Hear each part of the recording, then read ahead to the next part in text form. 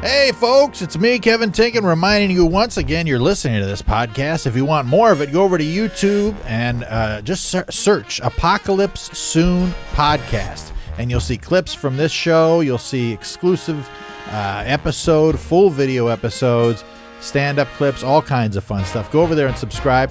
If you want to give more back to this podcast, go to patreon.com/Eddie Pepitone, and you can get some exclusive stand-up clips from Eddie, and you get this video, this podcast, the day it comes out.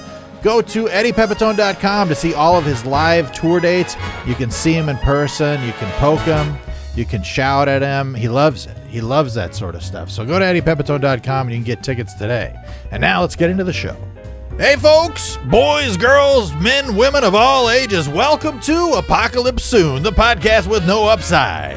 And now, our host, here he is. He's sitting in a chair right next to me. I feel like I might be in a delusional state, but I can't believe it myself. It's him. He's right here. Let's get loud. It's Eddie Pepitone. Hey, everybody. Welcome to Apocalypse Soon, the podcast with no upside, and we are back. Another episode where we take you into hell and then back into a mundane reality, and then we bring you to heaven, and then we tumble you back into hell, and then we leave you in a purgatory of what the fuck just happened.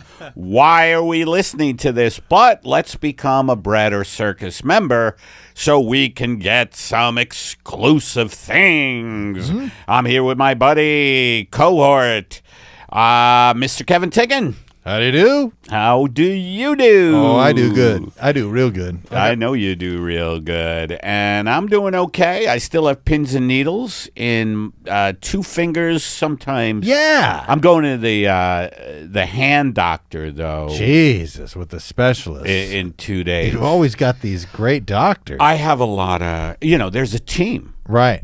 People who work on me. Yeah. And, they travel around in a van. Yeah. And it's just called, they just circle my house.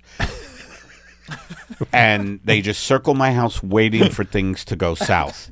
Well, yeah, luckily for them, they're not bored very much. They're every fucking, couple hours, they're like, uh-oh, pulse is down. You used to be in a comedy duo called Pins and Needles, isn't that right? It was an incredible. Hey, Pins, hey, Needles. What you doing today? I'm worrying about the pins. I'm worried about the needles. Not feeling too sharp today. Yeah, that kind of thing. We were chased out of town. We were, in a small Kentucky improv group, and we were chased out of Kentucky. Pins and Needles, get them boys out of here. You were labeled as snake oil salesman for the mentally ill, I remember. Snake oil salesman for the mentally ill. That would be a good band name. Oh, yeah. Hello, we are snake oil salesmen for the mentally ill. Good evening, Cleveland. We would like to open with our big hit called Hey, mentally ill people, go fuck yourselves. Followed by a smash hit, your parents are trying to kill you. Followed by our recently released single, Oh My God, I'm Institutionalized Again. Followed by a little known EP called When Am I Getting Out of This Fucking Drab Room? That's a ballad, which is good. When am I getting out? Here's how it goes. When am I getting out of this drab room? Oh, God, I'm eating Zoloft like they're corn chips. It goes on. It's a good one. But your finger, does it feel better? Is it the pins and needles? On and off. On and off. But I'm a hypochondriac. Yes. And I did talk to, when I had a physical done, I did talk to my doctor, and he said it's some kind of nerve compression. Yeah. Probably in my wrist. Really? Well, this is the injury. But I took umbrage to that, and I just reached into the box he's kept in. And I grabbed him by the tie. I don't know. Last episode we talked about I have a doc in a box. And I just reached into the box and I grabbed him by the tie. He's in a little suit, this guy. Oh, that's cute. It's not bad. Yeah. He's had the same suit on for many years because he tells me, nobody changes me. That's so sad. It's sad, but he's, even with the prestige of a medical doctor, he can't. That's right. He can't get somebody So to I always change grab him by the tie and go, you better not be bullshitting me about this pins and needles thing. They'll do that. They will give you. They will. Are you sure? I'll go, are you sure? And then they change. All right, it's nothing. I was just messing with you. I was just messing with you. You don't have diabetes. I just wanted to see the look on your face when I told you had it. Mm-hmm. Well, you've suffered a lot of injuries from your participation in the X Games with the extreme pants pulling up. The extreme pants pull up is something that hurt me for many. The wedgie competition. Oh my God! I had to be rushed to an emergency room to have a pair of armadillo underwear taken out of me. Those are nice underwear. It's very nice underwear. I love a good pair of boxers. I do too. Like the material being very breathable, and you're just walking around the house, and you're put on the news, and you hear about all the horrific things going on, and your boxers are breathing. And this is an impression of my boxers breathing. Ready? Okay. Oh, it's like a nice full breath. Oh no! Well, sometimes it coughs on a pube. On a pube? Yeah, sometimes. I do like the idea of a breathable boxer, but it's just like a boxer hooked up to a vacuum cleaner that's just pumping air in. You mean a guy who fights for a living, or a boxer pair of a pair of boxers? A pair of boxers. And you just, everywhere you go, you have this tube that's connected to your pants, and people, what's that? These are breathable boxers. They're very comfortable. You mean the vacuum makes them breathe? Yeah. It sounds like a lot of work. I try to keep my bits very complicated and hard to understand. So what else? So what's going on with you? Anything new in the life of Tinky? It sounds like you heard about something. So what's going on with you? Like, you know what it was? You heard? You know what it was is that I had a complete brain fart, and I was like, what are we doing now? Yeah, and where are we? So I just threw it to you. Things are going good. My boy took the pre-SAT today. Oh, I hated SATs. This kid, I'm so proud of him, because all the things that would give me pause or make me filled with anxiety, he seems to not have a problem. And I pry. I go, you sure you're not awake at night in a cold sweat, scared about living? And he's like, what are you talking about, Dad? I'm like, you can talk to me about this. I know you're stressing out, and you think about, ending life and everything. I know. Feel free to let me know. He goes, Dad, what are you saying? And I'm like, I'm just here for you, son. He goes, I never think Do you about feel that like stuff. maybe you're projecting your fears onto your child? Oh, just think about that coming with an answer next week. Okay, I'll think about that. It just sounds like it might be, and I'm not a trained professional. Yeah, that's too bad. I would love to have you as my therapist. That would be fantastic. Yeah. I would have a lot of disclaimers I would read to patients. Yeah.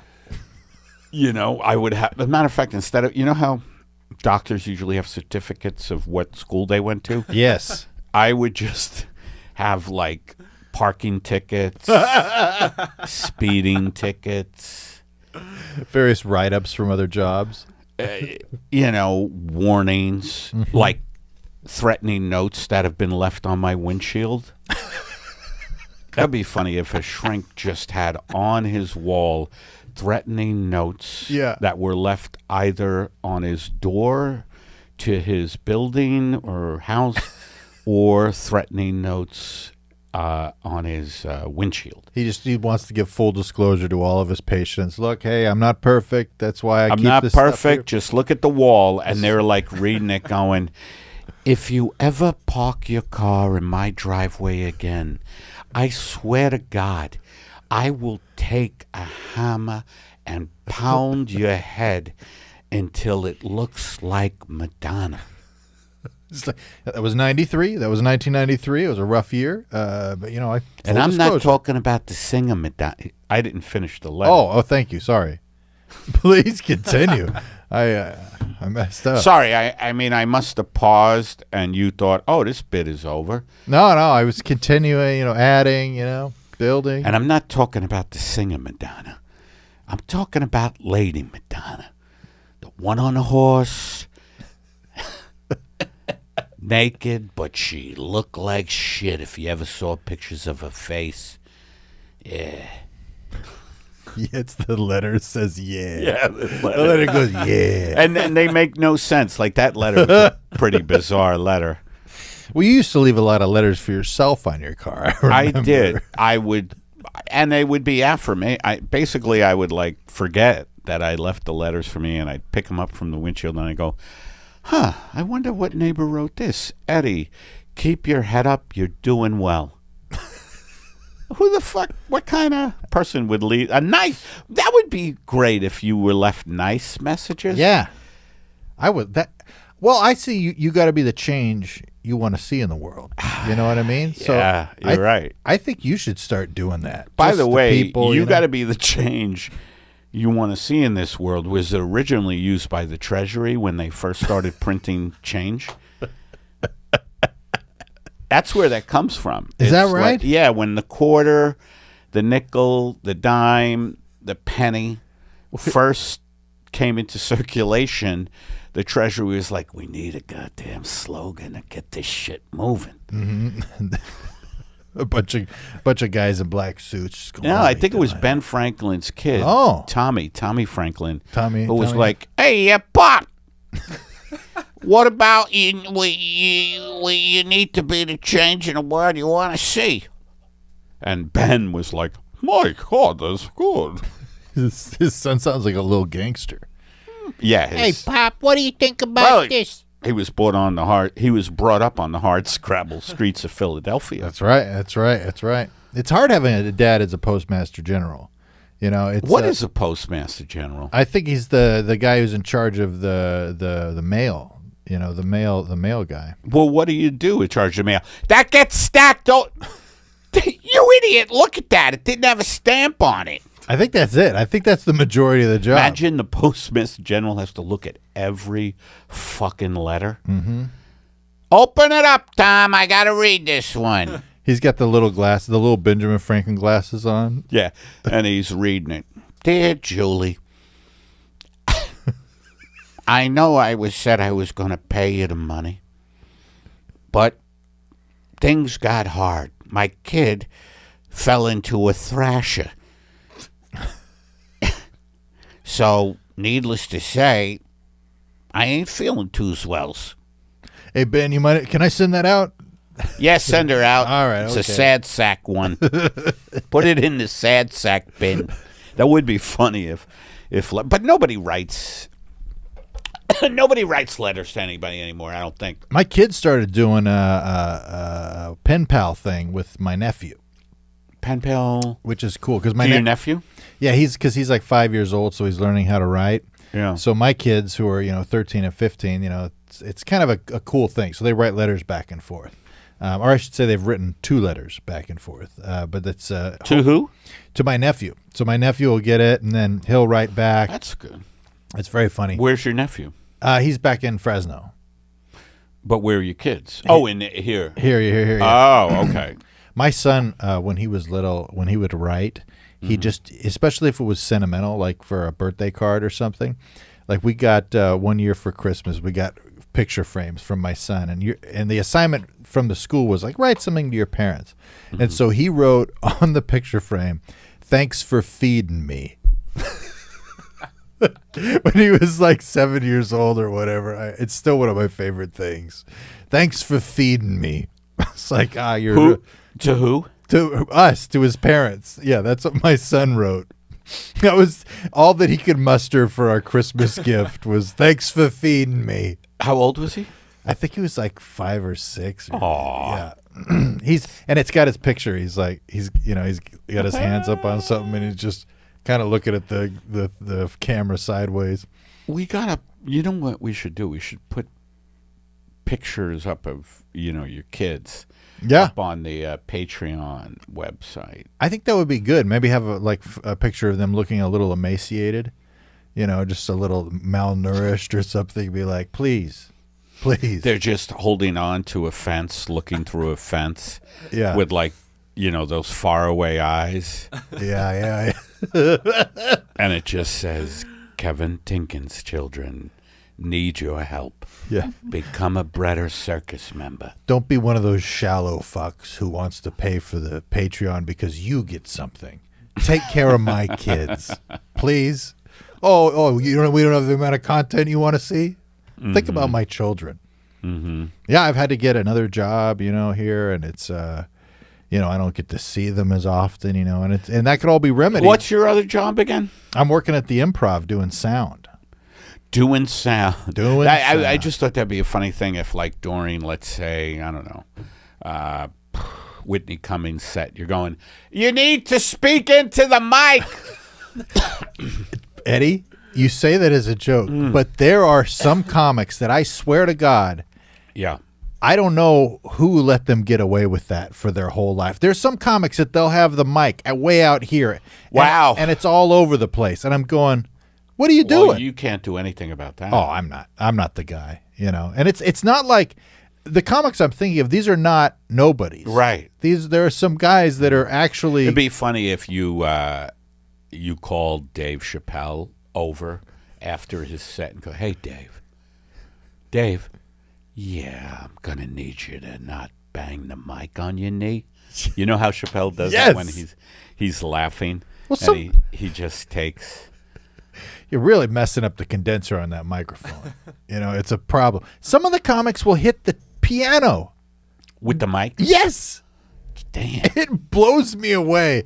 I don't know. I don't Wow. care. Yeah. I go, look, Dave, here's the deal. Keep the mic. If you feel it on your chin, it's in the right spot. Right? All right. So anyway, just keep that in mind. I don't abuse the mic, but I'm not great at sound either. I haven't noticed anything with you. I'm so paranoid about it that I just keep the mic really close to my mouth. You're good though. You're good with it because you'll yell too, and you pull the mic out when you yell. That's true. And it's you got that. Because I realize I can't yell directly into the mic. What I like to do is yell into the abyss. Yes. And the sound guy in the abyss doesn't care. No. He's glad to hear something. He's like, good. Keep screaming. Yes, yeah. The sound. You ever yell into the abyss? Oh, I have. I'm usually. And by abyss, you're like yelling to a god that doesn't exist type of thing. Or you don't think God exists, so you're screaming. Yeah. No, I've had some of those moments. I think everybody has. I've punched my steering wheel pretending it was my problems and yelled into the abyss and screamed into the void. The void and the abyss they're competing. Mm-hmm. They are competitors. It's like Macy's and Gimbals or Macy's and is there another store I'm missing? JCPenney's. JCPenney. They're competitors. Mm-hmm. And the abyss and John's and Vaughn's. The abyss is in direct competition with the void. That's right. For people who are ready to off themselves or others. Did you know that screaming into the void is actually 12% more effective than screaming into the abyss? The next time you're screaming into the void. This is a good bit, by the way. Thank you. Consider screaming at Not the thank moon. you. I came up with it. Oh, yes. But you are doing a good add on to it. That's do you know that screaming into the void can be better than screaming into the abyss? Do you know that people get polyps on their vocal cords when they're screaming into the abyss, but not the void? Next time you're screaming, consider screaming into the void. I'm John Voight, star of Midnight Cowboy. Let's see, what other movies were I in? A lot of movies. Yeah. Just can't remember them right now. He has been. I can't think of any, but I know he's been in a bunch of stuff. Heat with Robert De Niro and Al Pacino. Al just became a father at 80. I'm trying to... Consider screaming into the void. These bits, folks, I know a lot of you who are just tuning in for the first time are going, wait a minute. I wanted to listen to a podcast on how the satellites work. What the fuck is this? But I just want to say, what we're doing here is trying to lighten your load and make you realize that reality is just a transient thing. It's not solid, even though we feel like it's solid. And hopefully these silly, absurdist words and thoughts help you realize and take into your soul that we are all going to die violently, and you might as well laugh. Mm-hmm. And by violently I mean not necessarily being killed by a home invasion, even though that would be a nice way to say adios. Yeah. What do you think will be the first thing that gets us? Us? Yeah. Me and you? Well, here in sure. the studio, probably a plane. Yes. We live right, the studio is right by the Burbank Airport. Well, and I do live here. I do live in the studio also. Oh, I always wondered why you were always here before me. Yeah, I try to act like, I just got here. I just got here. Yeah. Meanwhile, I get here early once and I see you climbing out of a tub. Yeah. Just a tub filled with liquid death. It is nice to bathe in a cool tub full of beautiful, delicious liquid death. I know. And I got a new boat, out there that I keep out on the streets. Oh, right. I'm gonna see if I can spot the boat. Hopefully, it's still there. It's a I don't hot think ticket it's item. going anywhere for a while. Yeah, you never know. Though. These guys... When you abandon a boat in the street, that's usually something that isn't carted away for a while. Because it has to be carted away by guys who don't want to do carting to begin with. Like most people who wind up in the carting away industry are people who just haven't had things break right for them in life. Like a lot of them wanted to be air conditioner repairmen or people who, help people with their noses. Boy, I was reaching there. Oh, I'm right here for you. Yeah, I know you were. I know. You're like, oh, man. Speaking of karting, I saw a guy that reminded me of you, and he had a shopping cart, and he was walking down the street, and he was going, he was, I don't know what he was doing. I was on my way to a show, and this guy looked like he was in a marching band or something, just walking down the street. And I was like, "Oh yeah, this is the end." That's Eddie. Yeah. Hey Ed, see you tomorrow at the podcast studio. Yeah, he really was, because I cracked my window. I locked the door, and then I cracked the window. You locked the door. I was driving by, and he was going. Yeah, and he was really enjoying himself. He had his shirt off. It was sprinkling a little bit. It was a nice scene. Well, that's a tribute to this country's collapse and disintegration. The fact that we can't take care of our citizens, basically, and it's become a fucking shit show beyond belief. Yeah. It's dangerous out there.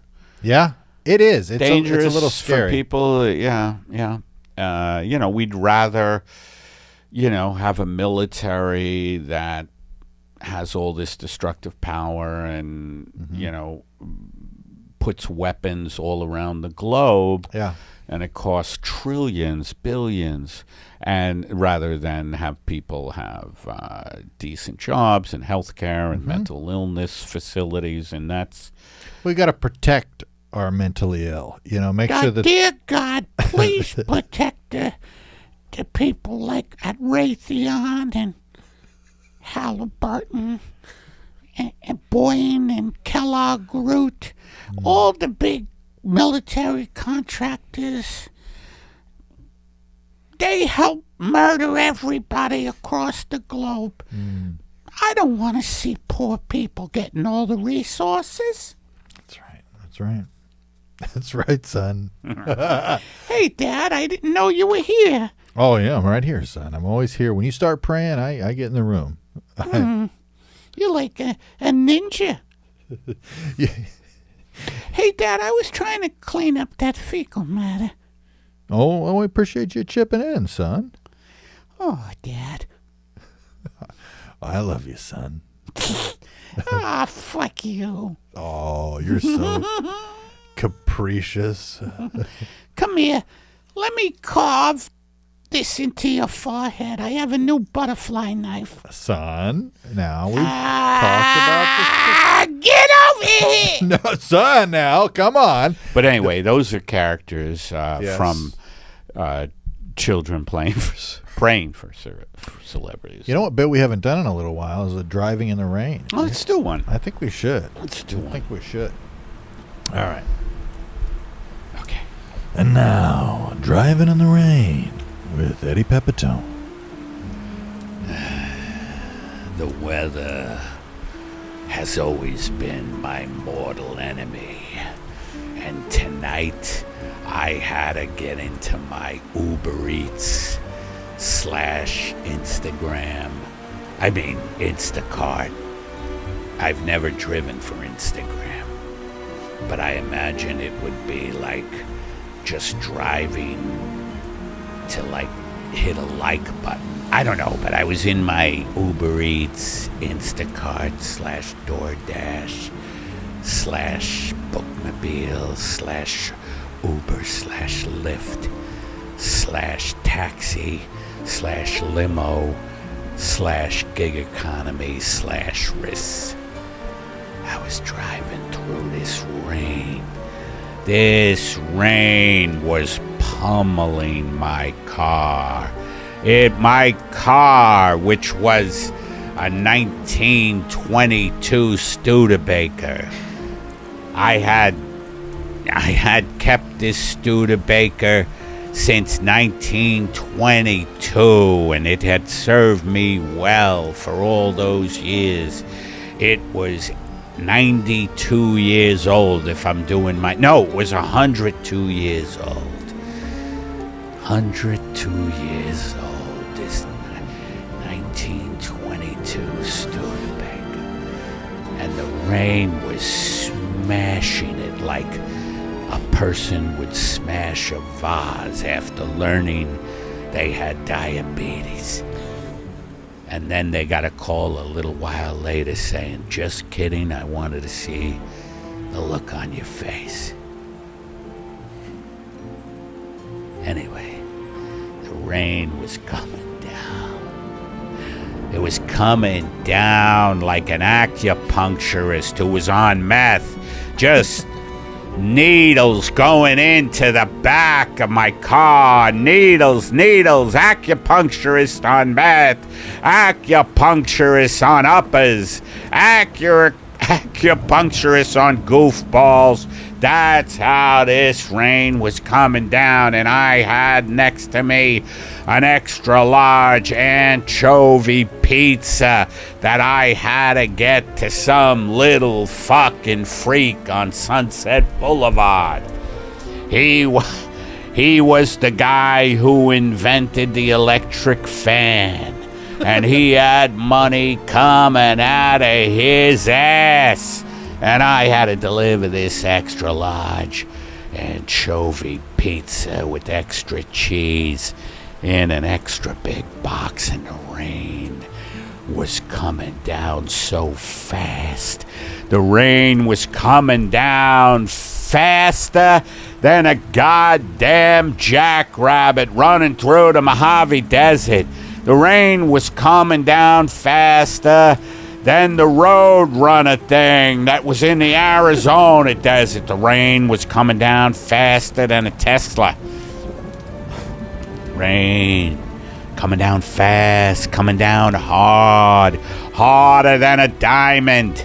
The rain was coming down harder than my wife is on me when I come home at 3 a.m. stinking of gin. That's how hard the rain was coming down. The rain was asking me questions like, where the fuck were you? Why did you say you were coming home at 11 and then you got home at 3?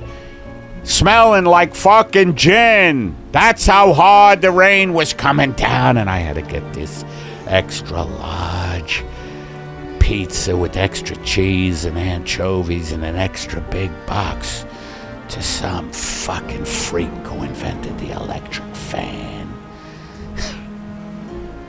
And I kept driving through it. I couldn't see not more than 5 feet in front of me. The way I stopped was when I hit somebody's bumper. That's how I stopped. It was that kind of night in the mean streets of Los Angeles. And I had on jazz. I had on Charlie Parker. I had on Dizzy Gillespie. I had on Tita Puente. I had on Joe Pass. I had on Ella Fitzgerald. And all of them, it was discordant sound. If you ever driven through the rain, it's like boop, ba-doo, boo, ba-da-da-da-da-da-da, bang, I'd hit the bumper. And the cheese would get jostled, and I knew this guy who invented the electric fan was a prick and a half. He was the type of guy, first thing he always told you when you would deliver something to him, because I've delivered plenty to this moron. He would say, you know who I am, right? And I'd say, you're the fuck who invented the electric fan. And he said, that's right. And we'd just stare at each other for a while, him expecting me to go, oh my God, you've given me so many hours of comfort because of the thing you invented. But instead, I just said, I use air conditioning. That's all I would say to him. So this time I came driving up, and there was the little freak /prick / dick / moron / fuckface / idiot / I said moron already / asshole / scumbag standing there, and guess what he had in his hand? An electric fan. And it had a long extension cord that he would run from his window just so he could have that fan blowing as I pulled up. And I pulled up with the pizza. I got out of my car, the rain smashing against the side of my face like my wife smashing against the side of my face when I would get in at, let's say, 5 a.m. And she said, now you're 2 hours later than the last time. Why the hell you coming in now when the sun is coming up? And I said, I thought the clocks were set back. Never worked, that clock thing. Because I was so hammered from all the gin I drank. I like to drink gin. Gin helped me forget that I was born into the United States. The fucking hellhole of consumerism and sports.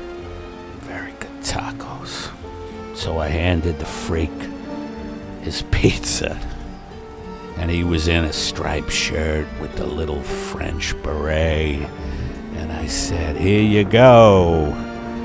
I go, why are you holding an electric fan? He goes, you know who I am? and I just shot him.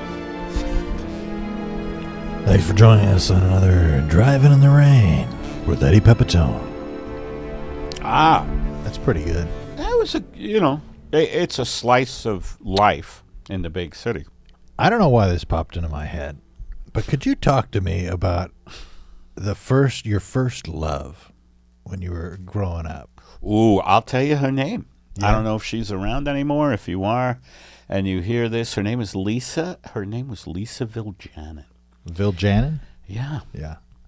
I should look her up on Facebook, but I don't want to. This was, let's see, I was like 10. It was 55 years ago, and Yeah. she may have, I'm getting better looking, but I feel like, 55 years ago, she may be a tub of shit. Yeah, I mean, not everybody's as lucky as you are. You've I aged know. like a fine wine. You said it, not me. How old were you? I was like 10. 10, yeah. And I just, when it came out of the blue, like love often does. Yes. And I just remember it, that I don't know what it was about her, but she was like the prettiest girl to me, blonde hair, really pretty. And it was the age where you can't articulate your feelings. Yeah. Mm-hmm. Like I would see her and just go, oh, Yeah. Yeah. oh, I think everybody can relate to that. You just you have a brain malfunction. I just sound like a seal. You would often have one of those squeeze horns. I remember as a child. I remember you told me that. Yeah, I was a big fan of Groucho. It would have been better if I had one of those squeeze horns. You should think about incorporating that into your act. Just having a horn, just ready to go. But anyway, so her name was Lisa Viljanin, and I'll Yeah. never forget. We were passing. You probably don't know because I'm totally old school. I'm so much older, and we would pass notes in the class. Yes. Yeah. And I'll never forget. Me and Lisa. All of a sudden, I find out that she's into me, and she passed a note to me, and one of the fucking kids took the note and wrote, "I hate you, Lisa," and it devastated me. But Really? then what I remember, and this is the thing I always remember, is that, I think I said, to her, did you send this to me?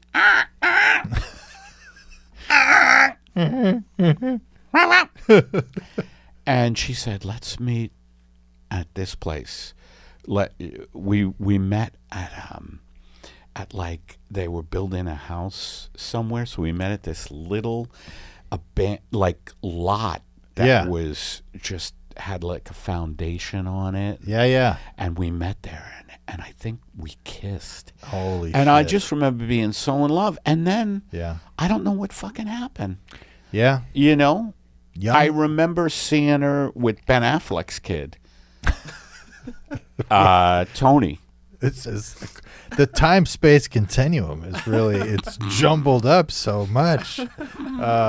No, but something happened, and I think to this day, I think it was orchestrated by the jealous fucking little shit. Who wrote that? Yeah. Oh, it's always brutal. Yeah, It's brutal. Yeah. How about you? Who was your first love? Ashley Abbott, I think, was my first love. I wrote her name. How old were you? I was probably in 4th grade. Yeah, I that's think. about the time. Yeah. I remember 4th grade. I kissed Jennifer Ciccolani in kindergarten in this big tube that they had in our playground. They had a lot of big tubes for the kids, but that was just for fun. Were the tubes is that where they ran blood tests through? I don't know. They were huge. Those big huge. Yeah, They had one yeah. section of it in the kindergarten, and we were in there, and she kissed me, and I was like, oh. But no, Ashley Abbott, I had a huge crush on. She did not reciprocate. But I wrote her name on the inside of my Yankees cap. I don't know why I like the Yankees, and I was this kid in Fresno. But I loved the Yankees. I think I just liked the logo, and I loved Don Mattingly. He was my favorite back in the day. I met Don Mattingly. You did? If people know it, Don Mattingly, a bunch of years ago, was the first baseman for the Yankees. He was like an all-American guy, blah, blah, blah. Yeah. And I was waiting tables in Manhattan, and I went to a restaurant across the street with my buddy, and we sat there and got shit-faced drunk. I didn't really drink a lot, so I got shit-faced drunk. And my buddy says to me, Don Mattingly, that's Don Mattingly. And he was there with a fucking beautiful blonde. I come to find out it was Lisa Viljanin. Oh, shit. Just rubbing it in your face. No, but he was there with a beautiful woman, and Mattingly was there, and I was drunk. And I went over to him, and I embarrassed myself. I just was so drunk, and he knew it, and I was just like, I think I managed to blurt out,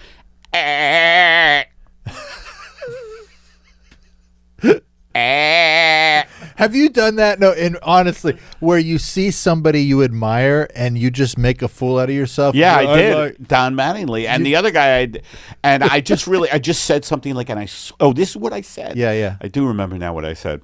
And my friend Peter could verify this. I just said, I love you.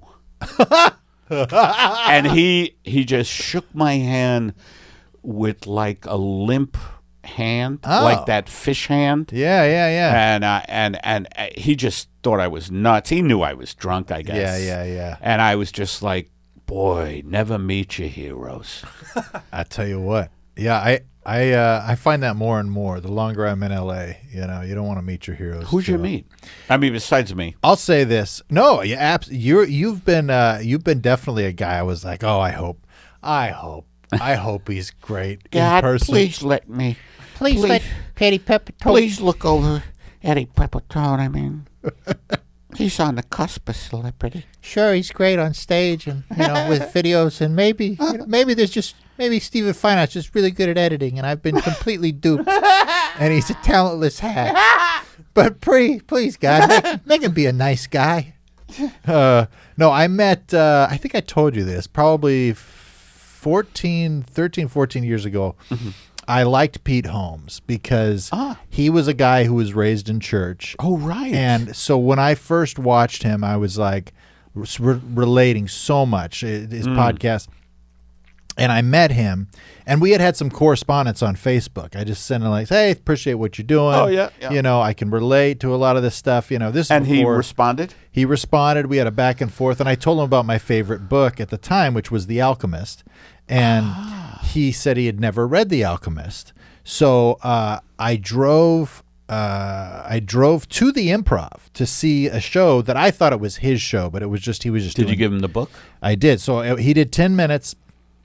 And I saw him leave, and I remember thinking, "Oh shit! Like I'm gonna miss him." I just drove for 3.5 hours to come see him, and so he's leaving, and I'm in the little. He goes out to the door by the lab that has a little courtyard, and as he's walking, he's getting closer to the street.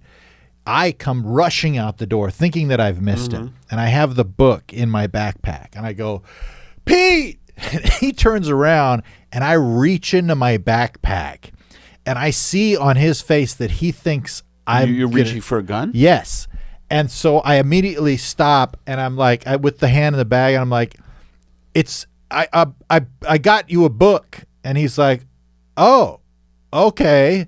And then I got it out, and I handed it to him, and I was so flustered because I was like, "Oh, I'm a psycho in this situation, like I'm a crazy person." Did he remember that you guys had talked about The Alchemist? I'm not sure. I didn't stick around for very long because I was embarrassed. Because he goes, "Is it fiction? Is it non?" And I'm like, You didn't recognize the title? No. And then he goes, and I goes, "But it's my favorite book." And we had talked on the internet, but I'm sorry, but you're great, thanks. And I just left. And I walked away, but I was so... Did you communicate on Facebook? You said you were contacting him on Facebook. So he did send me a message and said thank you afterwards, because I put my name on. I inscribed it. I even inscribed the book. Dear Pete. Yeah.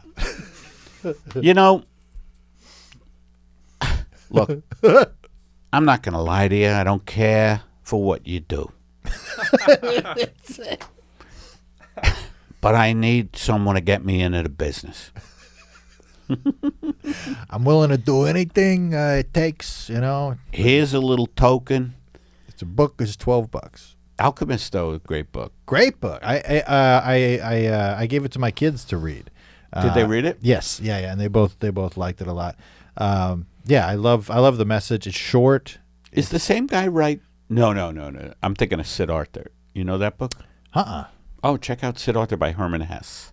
Oh, the name of the book is Sid Arthur. Yeah. Okay. Herman Hesse.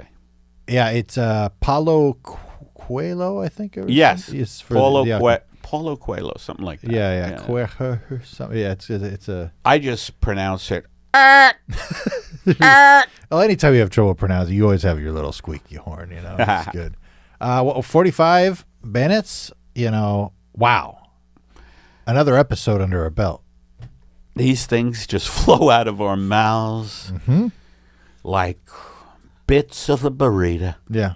Don't you feel satisfied if after an episode like this? I do. And I feel jealous that these folks get to listen to this because I can't listen to it. Yeah. I'm appalled. It's not fair. Well, guys, if you want to enjoy the joy and freedom and just blessing on your lives that we are unallowed to experience every week, then we encourage you to go subscribe to this podcast wherever podcasts exist. If you're listening to this podcast in some way where you haven't actually subscribed to the podcast, I don't know how you've done it. I don't understand how this is possible, but it has happened in the past. So go subscribe, iTunes, Spotify, wherever you listen. If you want more of the podcast, go to Patreon, YouTube, Apocalypse Soon Podcast. We've got all the goodies up there. And Patreon gives us exclusive stand-up clips of the man himself. So if you're a fan of Eddie's stand-up and you came here and you're like, oh, there's more. If you want more stand-up, go over to Patreon. It's a great way to do it. And go to eddiepepitone.com to see all of Eddie's live tour dates, and you can see the man in the flesh. It's an experience you'll never forget. And that doesn't promise that it's a good experience, but you won't forget it. Anything else? I don't think so. I think that about wraps it. Thanks everybody for listening again. I hope we've lightened your load a little bit. I hope we have made you laugh and realize, my God, if these people are still alive, maybe I'll continue living, because obviously their life skills are shabby at best. So thank you everybody listening to Apocalypse Soon, the podcast with no upside.